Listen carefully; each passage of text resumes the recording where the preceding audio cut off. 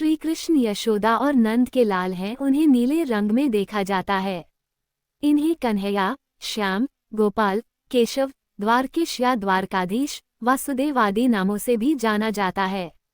वे विष्णु के 8वें अवतार माने जाते हैं, लेकिन उनकी कई तस्वीरों में उन्हें आपने नीले रंग में देखा होगा। उनके शरीर का रंग नीले होने का क्या कारण है?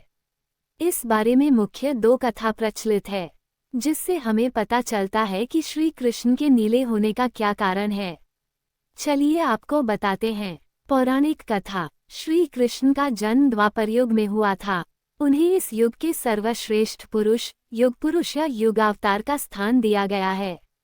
कृष्ण के समकालीन महर्षि वेद व्यास द्वारा लिखित श्रीमद्भागवत और महाभारत में कृष्ण के चरित्र के बारे में विस्तार से लिखा गया है। भगवद गीता कृष्ण और अर्जुन के बीच एक संवाद है। वो ग्रंथ जो आज भी पूरी दुनिया में लोकप्रिय है। इस उपदेश के लिए कृष्ण को जगत गुरु का सम्मान भी दिया जाता है। कृष्ण वासुदेव और देवकी की 8वीं संतान थे। देवकी कंस की बहन थी। कंस एक अत्याचारी राजा था। वो अपने पिता को कारागार में डालकर स्वयं राजा बन गया। उसने आकाशवाणी सुनी थी कि देवकी का 8वां पुत्र उसकी हत्या कर देगा। इससे बचने के लिए कंस ने देवकी और वासुदेव को मथुरा के कारागार में डाल दिया और उनके सभी बच्चों को एक एक करके मथुरा के कारागार में ही मार डाला। कैसे हुआ श्री कृष्ण का जन्म? माह के कृष्ण पक्ष की अष्टमी को भगवान विष्णु के 8वें अवतार यानी श्री कृष्ण का जन्म हुआ था। कंस के डर से वसुदेव रात में ही यमुना पार कर नवजात शिशु को लेकर गोकुल में यशोदा के घर पहुंच गए। उनका पालन पोषण यशोदा और नंद के घर में हुआ। बचपन में ही उन्होंने ऐसे महान कार्य किए जो किसी भी सामान्य मनुष्य के लिए संभव नहीं थे। संस्कृत भाषा में कृष्ण का अर्थ काला होता है, लेकिन जब कंस को पता चला कि कृष्ण का जन्म हो चुका है और वह गोकुल में है, तो कंस ने कान्हा को मारने के लिए कई राक्षसियां भेजी। पूतना भी उनमें से एक थी। पूतना ने पिलाया भगवान कृष्ण को दूध। वो एक बहुत बड़ी राक्षसी थी, जिसने शिशु कान्हा को स्तनपान कराने के लिए कहकर उन्हें जहर पिलाने की कोशिश की थी।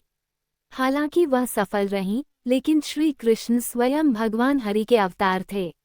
जहर का उन पर कोई असर नहीं हुआ, लेकिन जहर के कारण उनका शरीर खराब होने लगा, रंग नीला हो गया और पूतना मारी गई। एक और प्रचलित कथा। कान्हा के नीले रंग के संबंध में हमारे पौराणिक ग्रंथों में एक और कहानी प्रचलित है कि एक बार श्री कृष्ण अपने गोप मित्रों के साथ नदी तट पर गेंद से खेल रहे थे और उस नदी में कालिया नाग रहता था। ये बहुत जहरीला था, जिसके कारण यमुना नदी का रंग काला हो गया। खेलते समय गेंद नदी में जा गिरी। अब सभी को यमुना नदी के पानी और उसमें रहने वाले कालिया नाग के बारे में पता था, इसलिए किसी ने भी वहां जाने के लिए हामी नहीं भरी। जब कोई नदी में जाने को तैयार नहीं हुआ तो श्री कृष्ण ने कहा कि मैं गेंद लेकर आता हूँ, जिसके बाद सभी बच्चों ने उसे नदी में जाने से रोका, लेकिन वह नहीं माने और नदी में कूद गए। सभी बच्चे डरकर घर पहुंचे और यह सुनकर यशोदा मैया डर गईं और फूट फूट कर रोने लगीं। ये खबर धीरे धीरे पूरे गोकुल धाम में जंगल की आग की तरह फैल गई, जिसके बाद सभी लोग यमुना नदी की ओर भागे। लेकिन कृष्ण अभी तक नहीं लौटे थे। कृष्ण ने कालिया को नदी छोड़ने का दिया आदेश।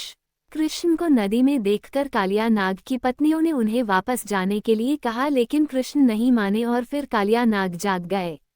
कृष्ण ने कालिया नाग को यमुना नदी छोड़ने का आदेश दिया, जिस पर उसने मना कर दिया और जान से मारने की नीयत से कृष्ण पर हमला कर दिया। कृष्ण और कालिया नाग के बीच भयंकर युद्ध हुआ। कुछ समय बाद कालिया नाग हार गया और कृष्ण उसके फन पर नृत्य करने लगे। थककर कालिया नाग ने कृष्ण से अपनी जान बचाने की कोशिश की। तब कृष्ण ने उन्हें अपने स्थान पर वापस जाने के लिए कहा। कालिया ने कहा, गरुड़ मुझे वहीं मार डालेगा, मुझे वहां कैसे जाना चाहिए?